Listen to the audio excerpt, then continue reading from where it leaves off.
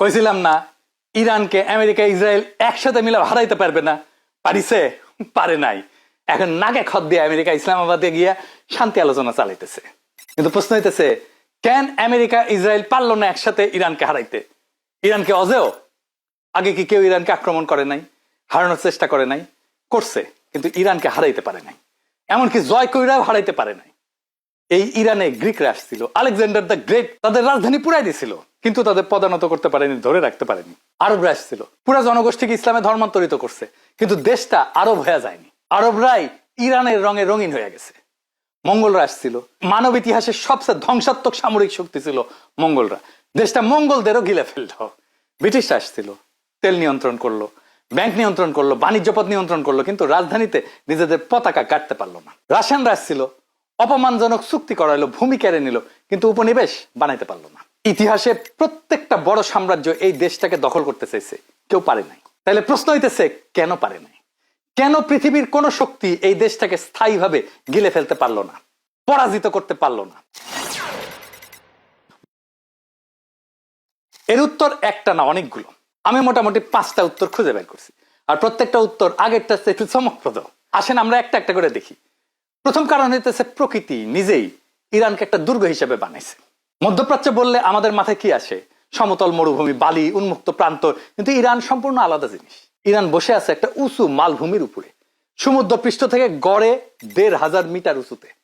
আর এই মালভূমির চারপাশে দেওয়াল, প্রকৃতির বানানো দেওয়াল। পশ্চিম দিকে তাকান, ইরাকের দিক থেকে যদি কেউ আসতে চায়, তাহলে প্রথমে তার সামনে দাঁড়াবে জাগ্রস পর্বতমালা, 1500 কিলোমিটার লম্বা। 1500 কিলোমিটার লম্বা একটা পাথরের দেওয়াল, শক্ত নিরেট পাথরের দেওয়াল, উত্তর পশ্চিম থেকে দক্ষিণ পূর্ব পর্যন্ত চলে গেছে। এইগুলো ছোটখাটো পাহাড় না, চূড়াগুলা নিয়মিত 3000 মিটার ছাড়ায় যায়। আর একটা রেঞ্জ পার করলেই শেষ হয় না, পেছনে আর একটা, তার পেছনে আর একটা, শিরার পর শিরা, উপত্যকার পর উপত্যকা। একটা সেনাবাহিনী যদি ভাবেছে একটা পাহাড় পার করলাম, সমতল পাবো, পাহাড়ের মাথায় উঠে দেখে সামনে আর একটা পাহাড়, হাজার হাজার গাড়ি, রসদ, সৈন্য, সব সরু গিরিপথ দিয়ে একটা একটা করে যাইতে হইতেছে। আর এই গিরিপথ গুলোই হলো চোক পয়েন্ট, মানে গলা টিপে ধরবে। ইরানিরা ঠিকই জানে শত্রু কোন দিকে আসতেছে। পাহাড়কে যুদ্ধ করতে হয় না, পাহাড় আক্রমণকারীকে শুধু ধীর করে দেয়, তার পথ চলাকে ধীর করে দেয়, ক্লান্ত করে দেয়, যুদ্ধকে ব্যয়বহুল করে দেয়। এবার উত্তরে তাকান, ইরানের উত্তর ধার বরাবর চলে গেছে আলবোর্স পর্বতমালা, কাস্পিয়ান সাগর আর ভেতরের মরুভূমির মধ্যে একটা প্রাকৃতিক দেওয়াল। এই পর্বতমালার মধ্যে একটা চূড়া আছে, তার নাম হচ্ছে দামাভান্ত, একটা ঘুমন্ত আগ্নেয়গিরি। উচ্চতা হইতেছে 5610 মিটার। মধ্যপ্রাচ্যের সবচেয়ে উঁচু চূড়া এটা, পুরো এশিয়ার সবচেয়ে উঁচু আগ্নেয়গিরি কিন্তু এটা। জাগ্রস আর আলবোর্স মিলে ইরানের মালভূমির চারপাশে একটা প্রাকৃতিক দেওয়াল তৈরি করছে। যে কোনো শক্তিকে ঢুকতে হইলে এই দেওয়াল পার হইতে হবে, আর সেটা কখনোই সহজ কোনো কাজ না। এন্ড থিওরিটিক্যালি ধরেন কোন সেনাবাহিনী কোনোভাবে পাহাড় পার করে ভিতরে ঢুকলো, তারপরে কি পাবে? নরক। নরক মানে আক্ষরিক অর্থে নরক। ইরানের ভেতরে আছে পৃথিবীর 2টা সবচেয়ে ভয়ঙ্কর মরুভূমি, সবচেয়ে ভয়ঙ্কর মরুভূমি। উত্তর মধ্যভাগে আছে দাস্তি কাভির, যেটাকে বলা হয় মহালবণ মরুভূমি। মানে এটা বালি না, মাটিতে লবণের পুরো আস্তরণ। উপর থেকে দেখলে মনে হয় শক্ত, কিন্তু এটা ফাঁদ, ওজন পড়লে ভেঙে যায়, ভিতরে ঢুকে যায়। নিচে নরম কাদা, সামরিক যানবাহন গেলে গিলে ফেলবে, মানুষ পা দিলে ডুবে যাবে, আর উঠবে না কোনোদিন। 77,000 বর্গ কিলোমিটার জুড়ে বিস্তৃত এই মরুভূমি। বাংলাদেশের 1.5 গুণ বড় আয়তনের সেই মরুভূমিটাই। গ্রীষ্মের তীব্র গরম আর শীতে আর কাঁপানো ঠান্ডা, পানি নাই বললেই চলে। আর দক্ষিণ পূর্বে দাস্তি লুত, শূন্যতার মরুভূমি। এখানে ভূপৃষ্ঠের তাপমাত্রা রেকর্ড করা হয়েছে 70 ডিগ্রির উপরে, 70.7 ডিগ্রি সেলসিয়াস। ভয়ঙ্কর গরম, পানি ফুটতে থাকবে ওইখানে। পৃথিবীর ইতিহাসে কোনো ভূপৃষ্ঠে এর চেয়ে বেশি তাপমাত্রা রেকর্ড করা হয়নি। শত শত কিলোমিটার ধরে আর না পানি, না গাছ, না কিছু, খালি উত্তপ্ত বালু রাশি। এই মরুভূমির চিরায় সামরিক রসদ পাঠানো প্রায় অসম্ভব। খাবার কোথা থেকে আসবে, পানি কোথা থেকে আসবে, শত শত কিলোমিটার লবণ সমতলের উপর দিয়ে সাপ্লাই লাইন কিভাবে টিকে রাখবে? যাবে না, তোর ভিতর দিয়ে কোনো যানবাহন তো যাবে না। ইতিহাসে বহু আক্রমণকারী বাহিনী এইখানেই ভেঙে পড়ছে, ডুবে গেছে। শত্রু গুলিতে না, জমিনের নীরব প্রতিরোধে ভেঙে গেছে। আরেকটা জিনিস আছে যেটা ম্যাপ জুম আউট করলে বোঝা যায়, ইরান বিশাল, 16 লক্ষ বর্গ কিলোমিটার। 16 লক্ষ বর্গ কিলোমিটার, পুরা পশ্চিম ইউরোপের চাইতেও বড়। এটা কেন গুরুত্বপূর্ণ? সামরিক কৌশল একটা কনসেপ্ট আছে, এটা হচ্ছে স্ট্র্যাটেজিক ডেপথ বলে। মানে সীমান্ত পার করলেই যুদ্ধ শেষ না। একটা দেশের অভ্যন্তরে সকল স্ট্র্যাটেজিক গুরুত্বপূর্ণ টার্গেট দখল করতে হয়। তেহরান উত্তরে, ইস্পাহান মাঝখানে, সিরাজ দক্ষিণে, সব ছড়ায় ছিটায়। সীমান্তের কাছে কোনো গুরুত্বপূর্ণ টার্গেট নাই। যত ভিতরে ঢুকবে সাপ্লাই লাইন তত লম্বা হবে। আর লম্বা সাপ্লাই লাইন মানে বেশি দুর্বলতা। তাহলে ইরানে ঢোকার রাস্তা কয়টা? পশ্চিম দিক থেকে, ইরাকের দিক থেকে জাগ্রসের গিরিপথ দিয়া। এটাই ইতিহাসের সবচেয়ে বেশি ব্যবহৃত পথ। কিন্তু পাহাড়ি ঠিক করে দেয় আপনি কোথায় যেতে পারবেন, কোন স্পিডে যেতে পারবেন। উত্তর থেকে ককেশাস অঞ্চল থেকে আলবোর্স পার করতে হবে, তারপরে কাস্পিয়ান আর মালভূমির মধ্যে একটা সরু করিডোর আছে। পূর্ব থেকে মধ্য এশিয়া থেকে ইরানের সীমান্তে পৌঁছানোর আগে পৃথিবীর সবচেয়ে দুর্গম আর শুষ্ক ভূখণ্ড পার করতে হবে। প্রত্যেকটা দিকে এক এক ধরনের সমস্যা, দূরত্ব, উচ্চতা আর মরুভূমি। এর মানে কি ইরান জয় করা অসম্ভব ছিল? না, ইতিহাস সেটা বলে না। আলেকজান্ডার পারছিল, মঙ্গলরা পারছিল এবং ভয়ঙ্কর ভাবেই পারছিল। কিন্তু খেয়াল করেন, মঙ্গলদেরও কিন্তু একবারে বিজয় আসেনি। পৃথিবীর সবচেয়ে ধ্বংসাত্মক, সবচেয়ে শক্তিশালী সামরিক বাহিনী ছিল মঙ্গলদের। 1219 থেকে 1256, প্রায় 40 বছর লাগছে পুরা ইরান দখল করতে। 40 বছর, একাধিক অভিযান পাঠাইতে হয়েছে। জালাউদ্দিন খোয়ারেজম শাহ সিন্ধু নদী সাতরায় পালায় যায়, আবার ফিরে এসে 1 দশক ধরে লড়ছে। পাহাড়ি দুর্গগুলো দখল করতে আলাদা অভিযান লাগছে। আর মঙ্গলরা জয় করার পরে কি হইলো? কয়েক প্রজন্মের মধ্যে তারা নিজেরাই ফার্সি ভাষা, ফার্সি সংস্কৃতি, এমনকি ইসলাম গ্রহণ করে ফেললো। ইরান জয় করা গেল, কিন্তু ইরানকে মঙ্গল বানানো গেল না, বরং মঙ্গলরাই ইরানি হয়ে গেল। ভূগোল ইরানকে অজেয় বানায়নি, ভূগোল বিজয়ের দাম এত বাড়ায় দিছে যে বেশিরভাগ শক্তি সেই দাম দিতে রাজি হয়নি। কিন্তু ভূগোল ছিল শুধু প্রথম দেয়াল, ভেতরে আরো 4টা দেওয়াল আছে, আর প্রত্যেকটা আগের চেয়ে শক্তিশালী। এরপরে আছে পারস্যের প্রশাসনিক প্রতিভা, যে ব্যবস্থাকে যে জয় করতে চায় ইরানকে, সে নিজেই গ্রহণ করে ফেলে। কিরকম সেটা আসেন একটু বুঝে দেখি। এই যে দ্বিতীয় দেওয়াল, এটা পাথরের না, এটা বুদ্ধির দেওয়াল। হাজার হাজার বছর আগে পারস্য সাম্রাজ্য, আকিমেনীয় সাম্রাজ্য একটা শাসন ব্যবস্থা তৈরি করছিল, যেটার নাম হইতেছে স্যাট্রাপি সিস্টেম। কি জিনিস এটা একটু সহজ করে বলি। বিশাল সাম্রাজ্য, নানা ভাষা, নানা সংস্কৃতি, নানা জাতি, পুরোটাকে এক হাত দিয়ে চালানো অসম্ভব। তাহলে কি করবেন? প্রদেশে প্রদেশে স্থানীয় গভর্নর বসাবেন, তারা স্থানীয় সংস্কৃতি অনুযায়ী চালাবে, কিন্তু সবাই কেন্দ্রীয় কাঠামোর মধ্যে থাকবে। স্থানীয় রীতিনীতি দমন করার দরকার নেই, শুধু আনুগত্য নিশ্চিত করা। ঠিক একই রকম ডিসেন্ট্রালাইজড কাঠামো এখনো বজায় আছে ইরানে, এবং সেই জন্যই তার সামরিক বাহিনীও ডিসেন্ট্রালাইজড। একটা কমান্ড সেন্টার না, পৃথিবীর মধ্যে এটা অভাবনীয়। এটা কেন গুরুত্বপূর্ণ? কারণ এটাই প্রমাণ করে ইরানকে জয় করা আর ইরানকে শাসন করা দুইটা আলাদা জিনিস।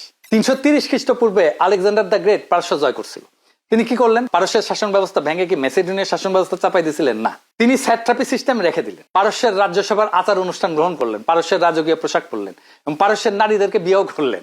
কারণ কইরা তিনি দুলাভাই হয়ে গেলেন পারস্যের। কেন? কারণ তিনি বুঝছিলেন পারস্যের ব্যবস্থা মেসিডোনিয়ার যে কোনো কিছু চাইতে উন্নত। তাহলে আসলে কি হইল? আলেকজান্ডার পারস্য জয় করলেন, নাকি পারস্য আলেকজান্ডারকে গিলে ফেললো? 323 খ্রিস্টপূর্বে আলেকজান্ডার মারা গেলেন, তার সাম্রাজ্য ভেঙে টুকরা টুকরা হয়ে গেল। ইরান গেল সেলুসিড বংশের হাতে। গ্রিক শাসক পারস্যের জনগণকে শাসন করতেছে। 200 বছরের মধ্যে কি হইলো? ইরানি জনগোষ্ঠী সেলুসিডদের তেড়ে দিল, দিয়ে ফার্সি ভাষী শাসন ফিরে আনলো। তাহলে এই প্যাটার্নটা মনে রাখেন, কারণ এইটা ইরানের পুরো ইতিহাসে বারবার ঘটছে। আক্রমণকারী আসে, জয় করে, দেখে যে ইরান শাসন করতে হলে ইরানি হইতে হয়, আস্তে আস্তে ইরানি হয়ে যায়, তারপরে পরের আক্রমণকারী এসে একই প্রক্রিয়ার মধ্যে দিয়ে যায়। এরপরে আছে ভাষার প্রাচীর, যে ভাষাকে কখনোই কেউ ধ্বংস করতে পারেনি। ফার্সি ভাষা পৃথিবীর প্রাচীনতম কথিত ভাষাগুলোর একটা। এই ভাষা ইরানকে এমন একটা ঢাল দিছে, যে কোনো ঔপনিবেশিক শক্তি এটা ভেদ করতে পারেনি। 7ম শতকে আরব সেনাবাহিনী ইরান জয় করলো, সাথে নিয়ে আসলো আরবি ভাষা, কোরআনের ভাষা, ব্যবসার ভাষা, প্রশাসনের ভাষা। আরবরা যেখানে গেছে স্থানীয় ভাষা কিন্তু শেষ হয়ে গেছে, তারা আরবীয় ভাষা গ্রহণ করছে। যেমন মিশরে কপ্টিক ভাষা ছিল, তারা আজ আরবি বলে। ইরাক, সিরিয়া, উত্তর আফ্রিকা সব আরবি ভাষী হয়ে গেছে। ইরান কিন্তু বিচিত্র। ইরান ইসলাম গ্রহণ করলো, ফার্সি লেখার জন্য আরবি হরফ নিল, কিন্তু ভাষা ফার্সি রয়ে গেল। আর তারপর একটা ঘটনা ঘটলো, যেটা ইরানি সভ্যতার মেরুদণ্ড হয়ে আছে আজও। 1000 খ্রিস্টাব্দের দিকে ফেরদৌসি নামে একজন কবি আসছিলেন, এক মহাকাব্য লিখলেন, শাহনামা। জানেন না এইটা? শাহনামা মহাকাব্য, সৌরভ রুস্তমের সেই কাব্য, 60,000 পংক্তি, 35 বছর লাগছিল এটা লিখতে। ইরানি সভ্যতার সম্পূর্ণ কাহিনী ফার্সি ভাষায়। আর ফেরদৌসি ইচ্ছা করে আরবি শব্দ যতটা সম্ভব কম ব্যবহার করছিলেন। তিনি একটা সুনির্দিষ্ট বার্তা দিয়েছিলেন যে আমরা ইরানি, ইসলামের আগেও ইরানি ছিলাম, ইসলামের পরেও ইরানিই থাকবো। আজও কিন্তু ইরানের স্কুলে বাচ্চারা শাহনামা পড়ে, মুখস্থ করে। 1000 বছর আগের কবিতা এখনো জীবন্ত। ফার্সি ভাষা একটা দেওয়াল হয়ে দাঁড়াইলো। আপনি ইরানকে সামরিকভাবে জয় করতে পারেন, সম্পদ লুট করতে পারবেন, কিন্তু জনগণকে শাসন করতে হলে ফার্সি ভাষা বলতে হবে। আর যখনই আপনি ফার্সি ভাষা বলতে শুরু করবেন, আপনি এত সমৃদ্ধ, এত প্রাচীন একটা সাংস্কৃতিক জগতে ঢুকে পড়বেন যে সেটা আপনাকে গিলে ফেলবে। আপনি তাকে গিলে ফেলতে পারবেন না। আমেরিকানরা ইরান দখল করলে ওই ফার্সিতেই কথা বলতে হবে, উপায় নাই। গোলাম হোসেন। এরপর হচ্ছে আরেক প্রতিষ্ঠান, যা একটা সাম্রাজ্যকে হারাই দিল একটা গুলি না ছুড়ে। কি ঘটছিল সেটা? এটা হইতেছে ইরানের ধর্মীয় প্রতিষ্ঠানের সাংগঠনিক শক্তি। 1891 সাল ইরানের সরকার ব্রিটিশ ইম্পেরিয়াল টোবাকো কর্পোরেশনকে একটা চুক্তি দিল। ইরানের সমস্ত তামাকের উপরে পূর্ণ একচেটিয়া অধিকার। মানে কি, ইরানের কৃষক তামাক ফলাবে, কিন্তু বিক্রি করতে হবে যে দাম কোম্পানি বলবে সেই দামে। ইরানের ব্যবসায়ী তামাক কিনবে, কিন্তু কিনতে হবে ব্রিটিশ কোম্পানির কাছ থেকে যেই দাম কোম্পানি চাইবে সেই দামে। মানে কৃষক বেচবে সেই দামে যেই দাম কোম্পানি দিতে চায়, আর কোম্পানি বেচবে সেই দামে যেই দাম কোম্পানি চায়। বুঝছেন, দুই দিক থেকে কাটছে, যেতেও কাটে আসতেও কাটে। ব্রিটিশরা ভাবছিল ব্যাস আর একটা ব্যবসায়িক চুক্তি, ভারতে যেমন করছি এখানেও তেমন হবে। তারপর যেটা ঘটলো সেটা ব্রিটিশরা কল্পনাও করে নাই। কি ঘটলো? গ্র্যান্ড আয়াতুল্লাহ মির্জা হাসান সিরাজি, শিয়া মুসলিম বিশ্বের অন্যতম সর্বোচ্চ ধর্মীয় পণ্ডিত, একটা ফতোয়া জারি করলেন। ফতোয়ায় বললেন তামাক ব্যবহার করা ইমানের বিরুদ্ধে যুদ্ধের সমান, যে মুসলমান ধূমপান করবে সে গুনাহ করবে। ব্যাস কাম হয়ে গেল। ইরানের জনগণ রাতারাতি ধূমপান বন্ধ করে দিল। ওরা কিন্তু হুক্কা খায়, ভালোই বিড়ি খায়, মহিলারাও খায় কিন্তু সিগারেট। তারপরেও তামাকের পাইপ ভাঙা শুরু হইলো। হুক্কা, যেটা ইরানি সামাজিক জীবনের কেন্দ্রবিন্দু ছিল, প্রকাশ্যে গুড়া করে করা হইলো। শাহের নিজের প্রাসাদে, সম্রাটের নিজের প্রাসাদে তার স্ত্রীরা তামাক পরিবেশন করতো। তারা অস্বীকার করলো যে না, আমরা সম্রাটকে তামাক পরিবেশন করবো। নিজের বউ, সম্রাটের বউ সম্রাটকে তামাক দিতেছে না। শাহের নিজের ঘরও ফতোয়া মেনে চললো। কয়েক মাসের মধ্যে এই ব্রিটিশ প্রথা বাতিল হয়ে গেল। এই ঘটনা কেন অসাধারণ? কারণ একটাও গুলি ছড়া হয়নি, সম্পূর্ণ অহিংস। জনগণ শুধু পণ্যটা ব্যবহার করা বন্ধ করছে। এই একই কাজ কিন্তু আমরা করছিলাম হাসিনা আমলে ভারতীয় পণ্য বয়কট আন্দোলন করে। ইরানের তামাকের এই বয়কটটা সংগঠিত হয়েছিল ধর্মীয় নেটওয়ার্কের মাধ্যমে, যেটা রাষ্ট্র থেকে সম্পূর্ণ স্বাধীন ছিল। সরকার চাইলেও এই বয়কট থামাইতে পারতো না। আর এটা প্রমাণ করলো যে ইরানি নাগরিক সমাজ এমন সাংগঠনিক ক্ষমতা আছে যে কোনো আনুষ্ঠানিক রাজনৈতিক দল বা সংসদ ছাড়াই একটা ব্রিটিশ অর্থনৈতিক কনসেশন পরাজিত করতে পারে। এই তামাক বিদ্রোহ হইল একটা টেমপ্লেট। এরপর থেকে একই প্যাটার্ন বারবার ঘটছে। 1906 সালের সাংবিধানিক বিপ্লব, 1951 সালের তেল জাতীয়করণ আন্দোলন এবং শেষ পর্যন্ত 1979 সালের ইসলামী বিপ্লব। ধর্মীয় প্রতিষ্ঠান আর নাগরিক সমাজের জোট মিলে বিদেশি শক্তিকে প্রতিরোধ করা, এই ফর্মুলা 1891 সালে তৈরি হয়েছিল আর পরে 90 বছর ধরে বারবার ব্যবহৃত হয়েছে। এরপরে আছে কালেকটিভ মেমোরি। কি সেটা? এটাই পঞ্চম দেওয়াল, আর এটাই সবচেয়ে গুরুত্বপূর্ণ।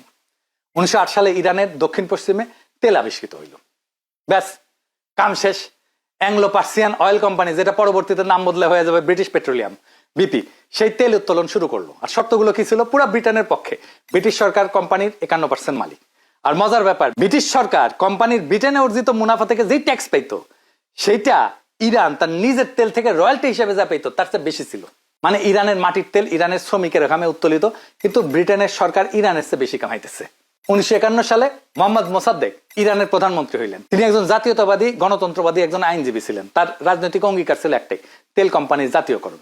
ইরানের তেল ইরানের হবে। তিনি তেল জাতীয়করণ করলেন। ব্রিটেন ক্ষিপ্ত হইল, অর্থনৈতিক অবরোধ আরোপ করলো, পশ্চিমা বিশ্বকে বোঝাইলো ইরানের তেল কিনো না। ইরানের আয় ধসে পড়লো। তারপর এমন কিছু ঘটনা ঘটলো যেটা ইরানকে চিরকালের জন্য বদলাই দিল। ব্রিটিশ গোয়েন্দা সংস্থা MI6 আর আমেরিকান CIA মিলে একটা অভ্যুত্থান সংগঠিত করলো। ইরানের গণতান্ত্রিকভাবে নির্বাচিত প্রধানমন্ত্রীর বিরুদ্ধে অপারেশন অ্যাজাক্স নাম দিয়ে সেই অপারেশন শুরু করলো। ঘুষ দেওয়া হইলো সরকারি অফিসারদেরকে, সেনাবাহিনীর জেনারেলদেরকে, প্রোপাগান্ডা ছড়ানো হইলো, ভাড়াটে জনতা নামানো হইলো, মব নামানো হইলো, দুর্নীতিগ্রস্ত সামরিক কর্মকর্তাদের কিনে নেওয়া হইলো। অগাস্ট 1953 সালে অভ্যুত্থান সফল হইল। মোসাদ্দেক গ্রেপ্তার হইলেন। শাহ ফিরে আসলেন আমেরিকান সমর্থন একজন স্বৈরশাসক হিসেবে। এই একটা ঘটনা, 1953 সালের অভ্যুত্থান, আজ পর্যন্ত ইরানি রাজনীতি বুঝতে হইলে সবচেয়ে গুরুত্বপূর্ণ ঘটনা। 1979 সালের বিপ্লব, আমেরিকান দূতাবাসের জিম্মি সংকট, পশ্চিমের প্রতি ইরানের চরম অবিশ্বাস, সবকিছু শেকড় এই 1953তেই। কারণ ইরানের জনগণ একটা শিক্ষা পাইছিল, পশ্চিমা গণতন্ত্র একটা অস্ত্র। পশ্চিম গণতন্ত্র তখনই সহ্য করে যখন গণতন্ত্র পশ্চিমের স্বার্থে কাজ করে। যখন করে না তখন গণতন্ত্র উল্টা দেয়। অভ্যুত্থান কৌশলগতভাবে সফল হয়েছিল, কিন্তু কৌশলগত সাফল্যের বাইরে এটা ছিল একটা কৌশলগত বিপর্যয়।